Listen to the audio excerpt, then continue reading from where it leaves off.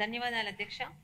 గత ప్రభుత్వం పాఠశాలల విషయంలో అస్తవ్యస్త నిర్ణయాలతో నాడు నేడు పేరుతో అనేక అక్రమాలకి పాల్పడింది అధ్యక్ష. వాటి కారణంగా నేటికి కూడా అనేక పాఠశాలల్లో నిర్మాణంలో ఉన్న భవనాలు, మరుగుదొడ్లు గాని, వారికి మంచినీటి సౌకర్యాలు గాని పూర్తి కాలేదు అధ్యక్ష. మన ప్రభుత్వం మనబడి మన బాధ్యత అనే పేరుతో ఏదైతే నూతన విద్యా విధానానికి గౌరవ విద్యాశాఖ మంత్రి గారైన నారా లోకేష్ గారు శ్రీకారం చుట్టిన తర్వాత, అలాగే పెద్ద ఎత్తున ఉపాధ్యాయ పోస్టుల నియామకాలు చేపట్టడంతో పాటు పాఠశాలను ఉన్నత ప్రమాణాల దిశగా తీర్చిదిద్దుతూ విద్యార్థులకు డొక్కా సీతమ్మ గారి భోజన పథకం ద్వారా సన్న బియ్యంతో నాణ్యమైన భోజనం అందించడం లాంటి చర్యల ద్వారా మరలా ప్రభుత్వ పాఠశాలల్లో విద్యార్థుల సంఖ్య భారీగా పెరుగుతుంది అధ్యక్ష.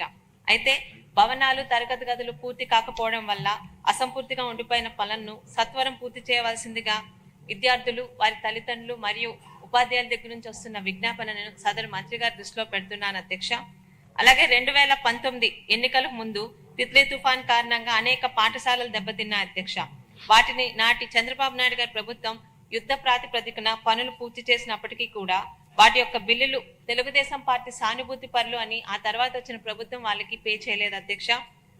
అలాగే కూటమి ప్రభుత్వం గత 5 సంవత్సరాలు జరిగిన ఈ అవినీతి అక్రమాలపై, నాడు నేడులో జరిగిన అవినీతి అక్రమాలపై పరిశీలించి తగు చర్యలు తీసుకోవాలని కోరుకుంటూ, మరియు అసంపూర్తిగా ఉన్న ఈ భవనాలు పూర్తి చేస్తే నిజంగా ఈరోజు పెద్ద ఎత్తున ప్రభుత్వ పాఠశాలల్లో విద్యార్థులు జాయిన్ అవుతున్నారు అధ్యక్ష. వాళ్ళందరికీ కూడా సరైన సౌకర్యాలు ఏర్పాటు చేసినట్టు ఉంటుందని సదరు మంత్రి వారి దృష్టిలో పెడుతున్నాను అధ్యక్ష.